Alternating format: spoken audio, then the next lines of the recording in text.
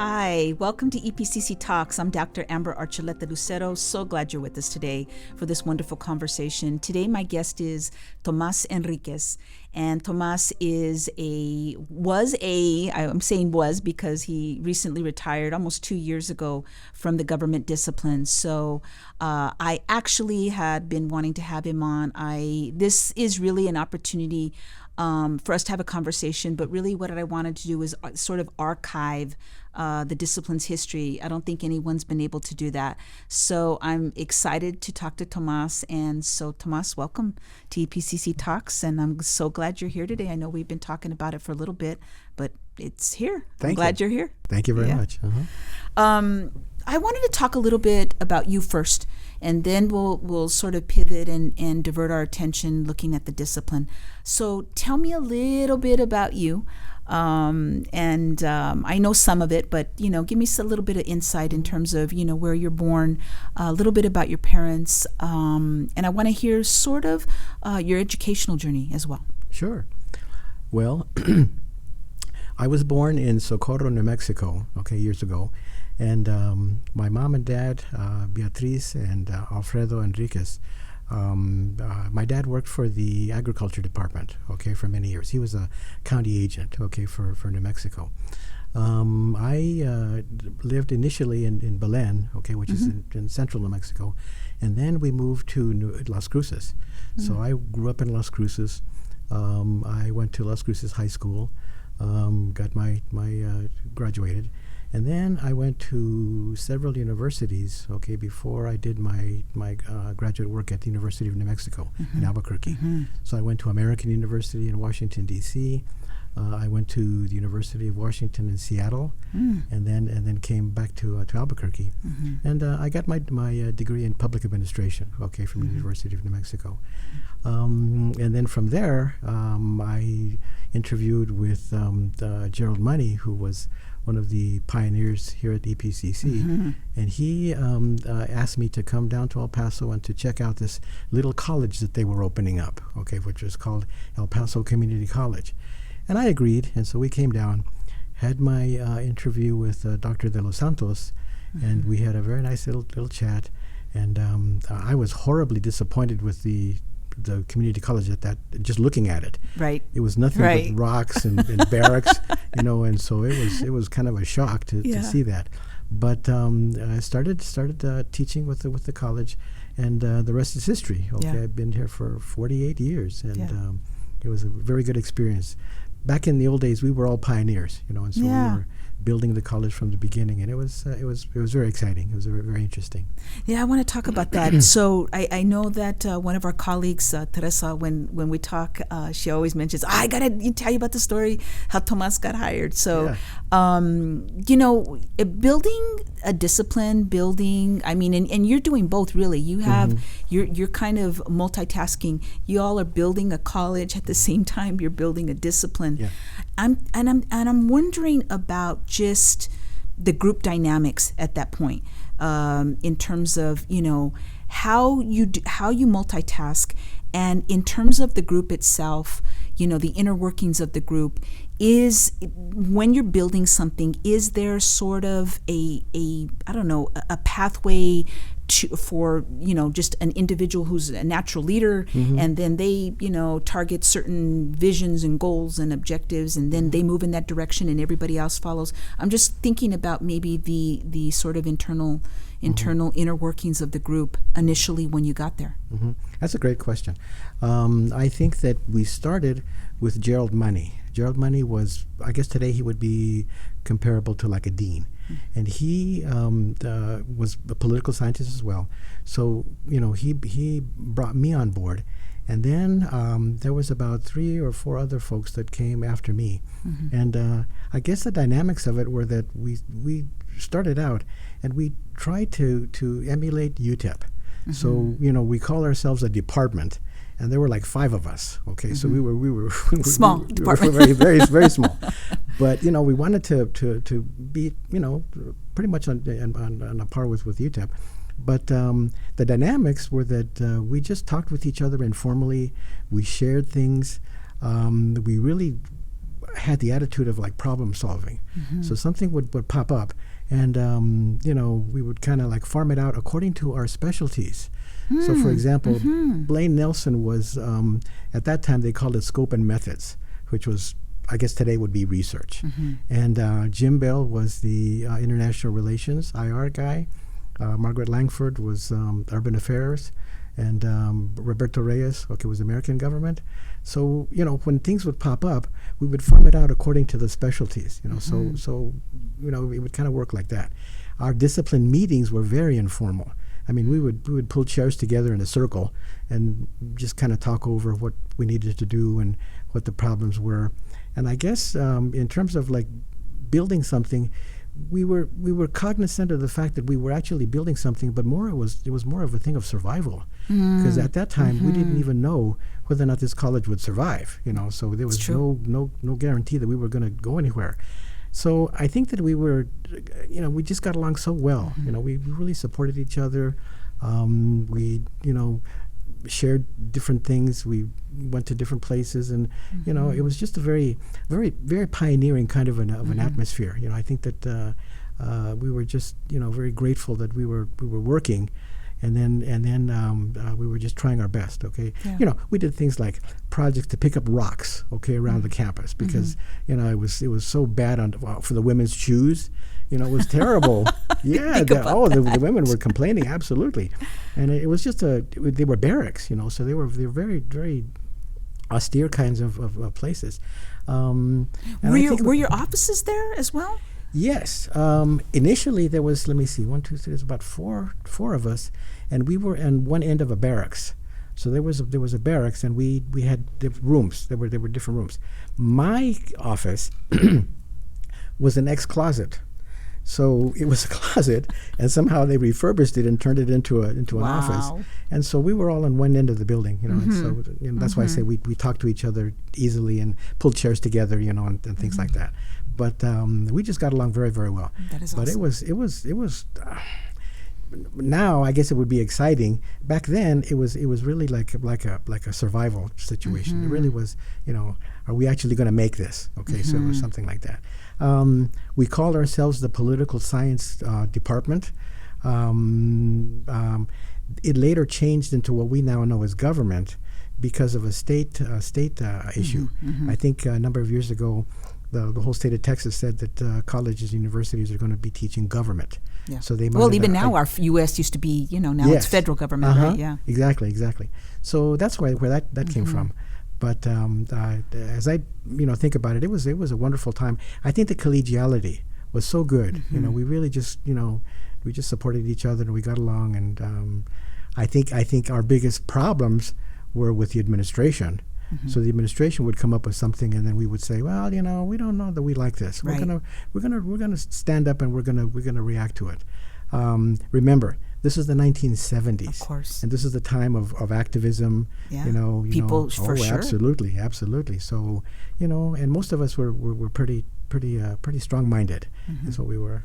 So it was great. How did you all decide initially as it relates to, some of the things that you wanted taught in the classroom? Like, these people have these expertise, specialties. And so were you guys drawing, I'm sure you were drawing on those expertise, specialties, but what is it, how did you go about deciding what needed to be taught, what needed to be emphasized in the classroom as you guys were teaching? Of course, we always have some objectives, but this is a formation of something brand new. How did you guys configure all that?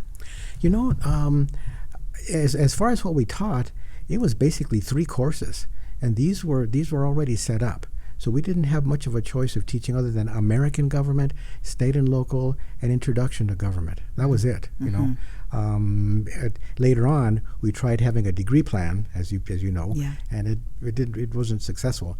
But I think for us at that time, we didn't have such a thing as a course outline. So I think what we all did was we came together and we just said, what needs to be taught in American government? What do we need to cover? And we just identified, well, you better talk about the Constitution, you better talk about the executive. And we did that for all of those courses. So I think we just kind of like informally said, this is what we want. I think a course outline came later on. So later on, when they mandated, what we teach, that was something that kind of evolved, after what we did. But we just kind of informally said, this is what we need to teach, and so we put it together like that. I was interested in how did you guys begin to sort of separate yourself or see you guys as your own entity, different from UTEP's, what they were doing.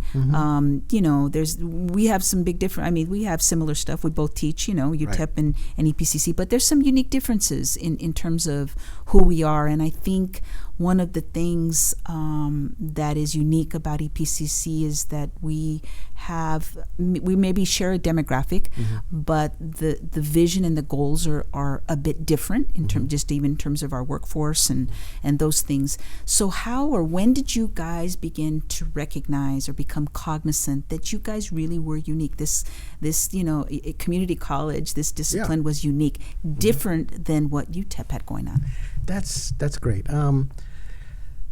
I think that we kind of informally put it together, but we were very conscious of the fact that UTEP didn't like us. Initially, we had a good deal of opposition from the UTEP people. They, said, "Well, you little upstart community college, we're PhDs, and you're only master's people, so you're like a TA." And so they looked down on us, at the very beginning of the institution. And I think that what we did was just, focus on teaching. So the emphasis was the classroom, as opposed to a university, which is, research oriented much more so. And so we kind of did a really good job with that. I think gradually UTEP came around, because when their students came from EPCC and they were really good students, they kind of impressed on them. So they became more amenable to working with us and kind of cooperating. But initially, it was hard. We just did our jobs. We just worked really hard. Shared what we were doing in the classroom, helped each other, and I think that's the way that it turned out.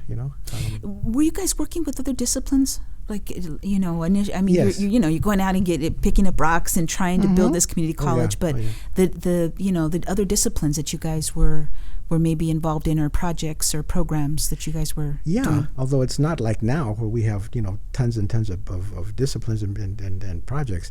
Back then it was mostly political science, it was history, sociology, English, I guess maybe a dozen programs as a whole. And so we worked together.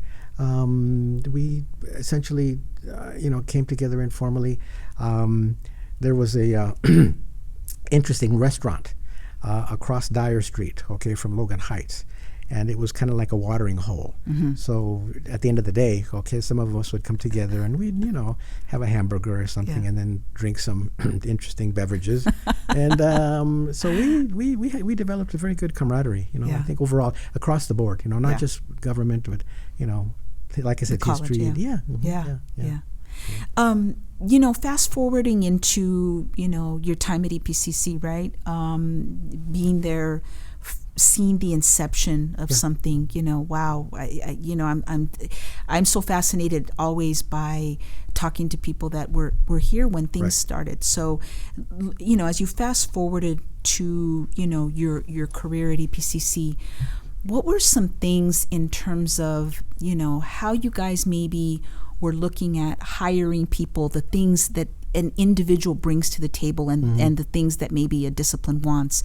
As you look at that and the inception of how you were looking for candidates and who was a good recruit and so forth, and then as you fast forward and maybe look at maybe the last hiring committee you were on, or individuals that are now part of the discipline, what are some maybe contrasts or comparisons that you've seen maybe initially in terms of those hires, and then our group that we have today?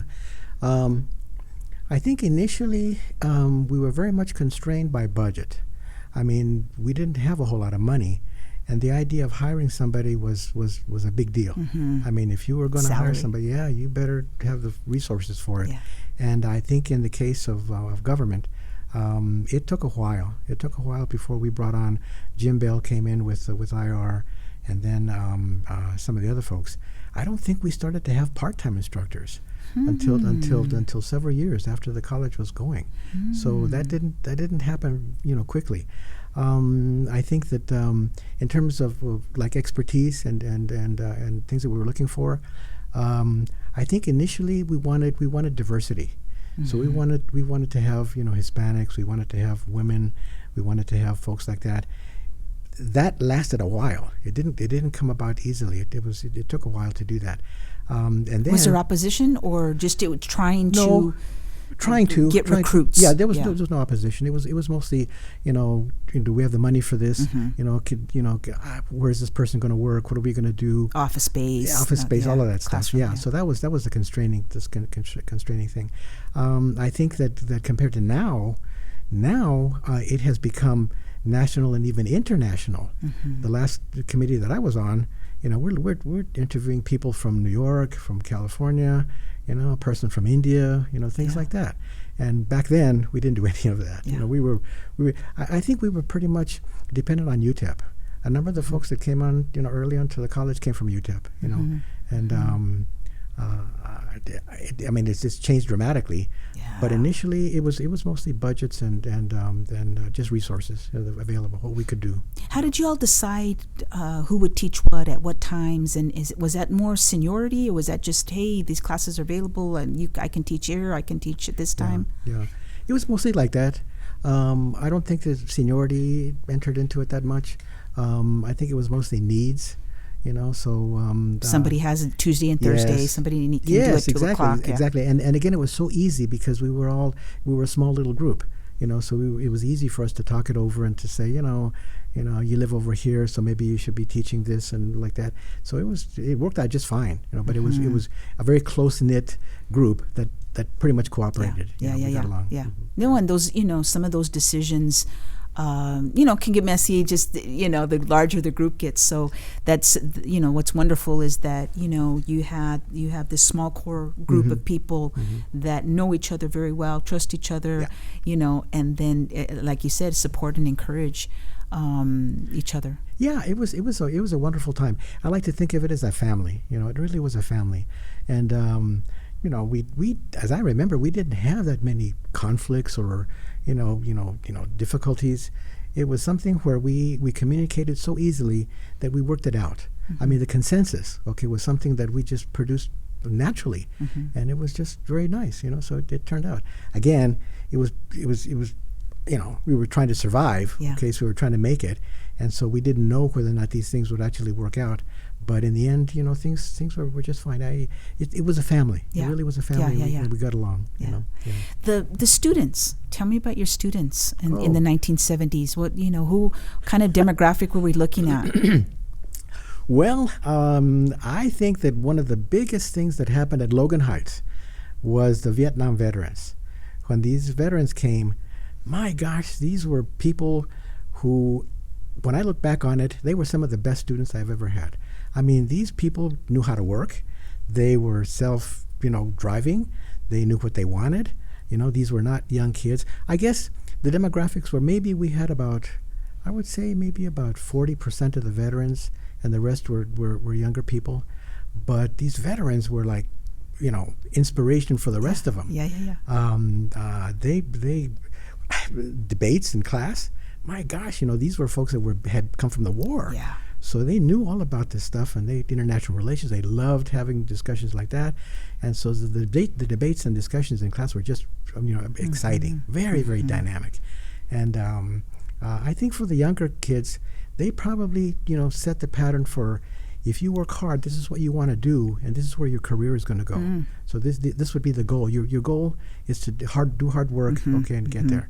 And back then, it was just outstanding. So those are wonderful. The average class size would be? Class size were about 35. Okay. 30, 35. That's what we have now. Yeah. Wow. In these barracks, so we didn't have any kind of automation stuff. It was all chalkboard and discussions and papers. Yeah. Papers. Yeah. Yeah. One of the interesting things, when we made exams. Back then, we had duplicating machines, and duplicating machines. I think you know what those were, and they were terrible. Okay, my gosh, you had to, put the exams on with a typewriter or a key typewriter, put up in triplicate, put them in place, and then when you would turn the handle, your hands would be purple. Okay, because of the ink. The ink. Right? It was horrible. It took about 2 or 3 days just to make one exam. Well, yeah, because you're talking about, not just one class of 30, 35, Yes, absolutely. Multiple classes. Yeah, so, it was a lot of work, but back then I think that the students were just exciting. They were very, very dynamic, So. The thing that, these years that you've invested in, public education, I'm thinking about some of the things that, you've come away with as now you've been, at home 2 years. What is it that you think about and I don't know, that maybe you miss about teaching? I'm not saying the work, and there's always that, but looking back at these memories and thinking about maybe some of the things that you miss about just the art of teaching. Well, I miss a lot. I think that just the classroom, being in the classroom, interacting with students one-on-one, okay, that has been a very, very strong thing for me. I think that one of the exciting things was to have a really good discussion in class, then carry it over into my office, and the students would come and we would talk, and that has been just glorious. Those things were wonderful. I think kind of like talking with them about their careers, what they wanted to do and where they wanted to go. Giving them the advice that I could, in terms of what they should do, and I like thinking about where they are now, what's happening to their careers, where have they gone? I think also just the fun that you have with the students, it's magic. It really is magic. It really is. It absolutely is. You can't, and it's hard to communicate that to not only somebody who's never taught, but an individual that you're trying to describe, what happens in a classroom, and so.